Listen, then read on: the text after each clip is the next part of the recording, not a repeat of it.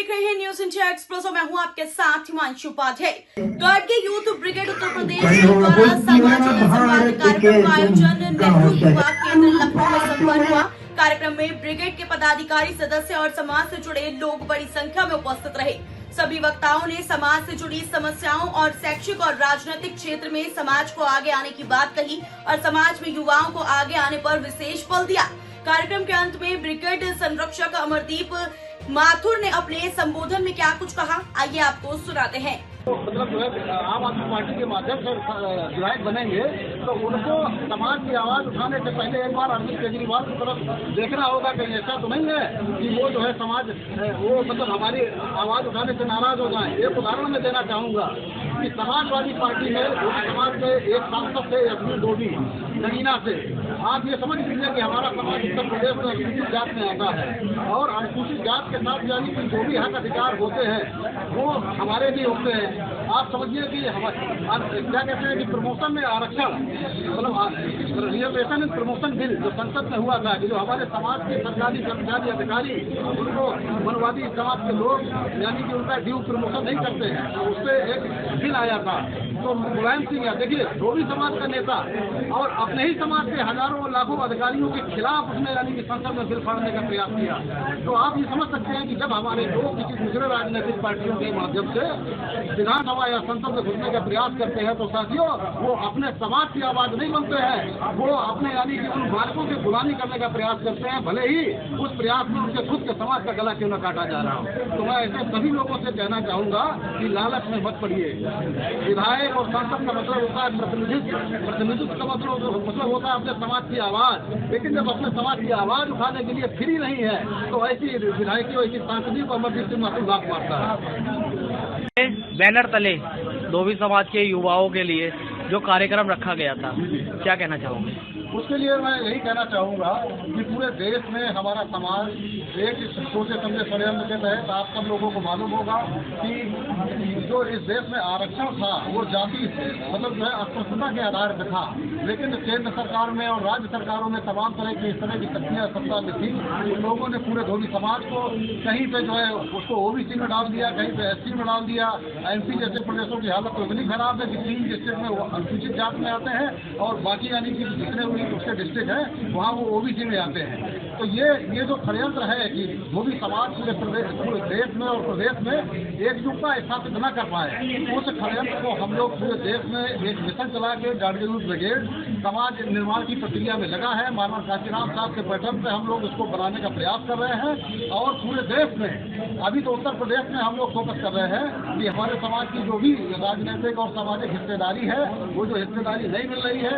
हमारे समाज के यहाँ खड़ा हुआ प्रत्येक युवा अपने आप में नेता है, अपने जिले का नेता है, अपने प्रदेश का नेता है और सब लोग मिल के यहाँ से आज हम लोगों ने जो 5 सूत्री एजेंडा जो है डिसाइड किया था उस एजेंडे से जो एक कंक्लूजन निकलेगी, जो नीतियाँ बनेंगी उसको हम लोग जमीन पर उतारेंगे और पूरे देश में धोबी समाज के वर्चस्व को स्थापित करेंगे और हमारा जो हक अधिकार है उसको हर हाल में हम लेके रहेंगे। जिस प्रकार आपने कहा कि हम श्री काशीराम जी की तरह ही मिशन मूवमेंट लेके चल रहे हैं, ऐसे ही एक मूवमेंट कुछ वर्ष पहले भीम आर्मी एक संगठन आया था जाटव समाज का, उनने एक राजनीतिक पार्टी लॉन्च करी और आज भीम आर्मी चीफ चंद्रशेखर लोकसभा के सांसद चुने गए हैं। क्या हम मान के चले कि गार्गे यूथ ब्रिगेड आने वाले टाइम में राजनीतिक पार्टी बना के धोबी समाज के अपने युवाओं को चुनाव लड़वाएगा और संसद भवन तक पहुंचाएगा? देखिए ऐसा है, हम सब लोग जो है बार कांचीराम साहब के आदर्शों पे चलने वाले लोग हैं। चंद्रशेखर भाई को हमारी बधाई को सांसद करके उन्होंने पार्टी बना ली, बहुजन समाज पार्टी भी है। तो देखिए बहुजन आंदोलन के सिपाही होने के नाते हमारा सबको एक ही संदेश है कि हम लोग कुछ भी करें लेकिन कोशिश करें कि बहुजन पूरे देश में बहुजन आंदोलन कमजोर ना पड़े और भले ही उन्होंने पार्टी बना ली या और जो दूसरी समाज के जो लोग हैं जिनको हक अधिकार नहीं मिल रहा है, जैसे हम लोग हैं, हम लोग भी समाज बनाने के दिशा में काम कर रहे हैं। आगे हम लोग जो है अपनी हिस्सेदारी लेने का प्रयास करेंगे। अगर हमारी तैयारी हो जाती है तो हम लोग भी उस स्तर पर जाने का प्रयास करेंगे। और मैं यही कहूँगा कि अब किसी के दया पे हम लोग नहीं टिकेंगे कि पता लगा हमारे लोग पार्टियों में जाते हैं, हाथ जोड़ के खड़े होते हैं, छोटे मोटे पद उनको दे दिए जाते हैं, लेकिन भागीदारी के नाम पे उनको सिंगा दिखा दिया जाता है। ये होता है कि उनको क्या कहते हैं चुनाव में उतारा नहीं जाता है, केवल उनसे काम करवा लिया जाता है, दली बिछवाई जाती, कुर्सियाँ पिछवाई जाती है। लेकिन हम लोग आज यहाँ ये डिसाइड करके जा रहे हैं कि अब हमारे लोग केवल दरी बिछाने का काम नहीं करेंगे और हमारी जो हमारा हक अधिकार हमारी संख्या के आधार से, मैंने जैसे अभी बताया कि उत्तर प्रदेश में तीसरे नंबर की हमारी बड़ी आबादी है और देश में दूसरे नंबर की बड़ी आबादी है, तो हमारे जो राजनीतिक हमारी हिस्सेदारी है वो है कहाँ? तो हम उस हिस्सेदारी को किसी भी हाल में, चाहे वो बहुजन समाज का नेता हो, चाहे वो किसी दूसरे समाज का नेता हो, अब वो समय आ गया है कि हमारी हिस्सेदारी हम किसी को खाने नहीं देंगे। वो हिस्सेदारी हमारे समाज के सारे ये जो नेतृत्वकर्ता खड़े हैं वो हिस्सेदारी पे क्लेम करेंगे और उसको हासिल करके रहेंगे।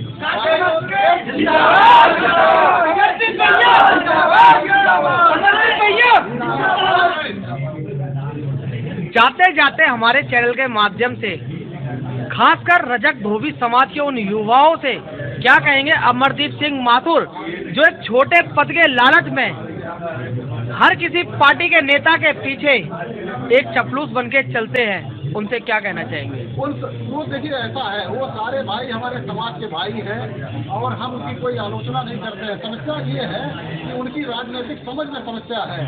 कहते हैं ना कि अगर हमारे पास घर बनाने, अपना खुद का घर बनाने की क्षमता है तो हम किराए के मकान में क्यों रहेंगे।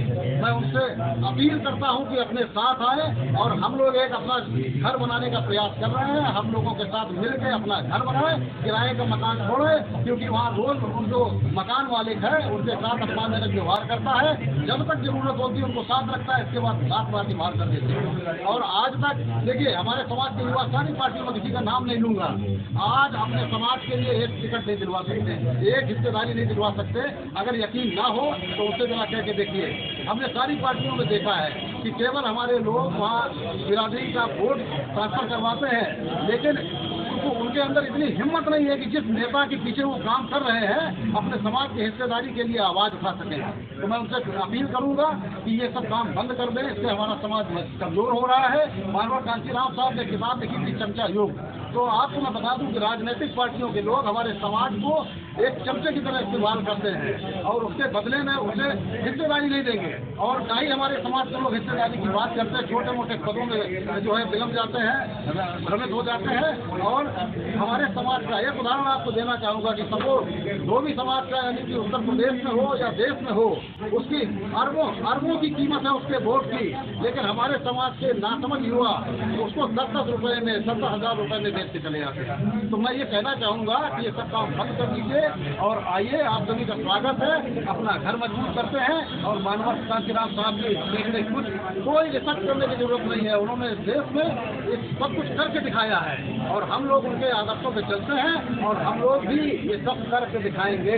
और ऐसा ना हो कि आपको देर हो जाए और आपकी जो काबिलियत है आप अपने से कम काबिल लोगों के पीछे काम करें। तो मैं चाहता हूँ कि अपनी काबिलियत को गार्जियन रूट ब्रिगेड में लगाएं और अपने समाज को जो उसका गौरवशाली इतिहास है उस इतिहास को दोबारा बनाने के लिए। दिल्ली के अंदर विधानसभा चुनाव हो रहे हैं, वहाँ पर केजरीवाल जी ने भी धोबी कार्ड खेला है। वहाँ से एक सीट पे देवली विधानसभा है, वहाँ से धोबी समाज के निगम पार्षद प्रेम चौहान को टिकट दी गई है, उस बारे में क्या कहेंगे? प्रेम चौहान, मैं जानता हूँ उनसे, मिला तो नहीं हूँ लेकिन वार्ता हुई है, हमारी शुभकामनाएं हैं। और लेकिन समस्या क्या है कि देखिए जब दूसरी पार्टियों, देखिए गैर धोबी समाज की जो राजनीतिक पार्टियां हैं उनके जो मुखिया हैं, आप क्या समझते हो आपकी बिरादरी के व्यक्ति को नेता बनाएंगे? क्या वो अपने समाज की उस तरह की मुखर आवाज उठा सकते हैं जो गार्जियन ब्रिगेड उठाता है? वहाँ आपको बता दें कि ब्रिगेड संरक्षक अमरदीप माथुर ने कहा कि राजनीति में सभी बढ़ चढ़कर हिस्सा लें और समाज को आगे बढ़ाने के कार्य पर विचार करें, और ये कार्य तभी होगा जब हमारा युवा हिस्सा लेगा। और साथ ही आपको बता दें कि ब्रिगेड संरक्षक अमरजीत माथुर ने समाज से जुड़ी समस्याओं और मांगों पर भी विचार किया और साथ ही आए हुए कार्यक्रम में सभी उपस्थित लोगों का धन्यवाद और आभार भी व्यक्त किया।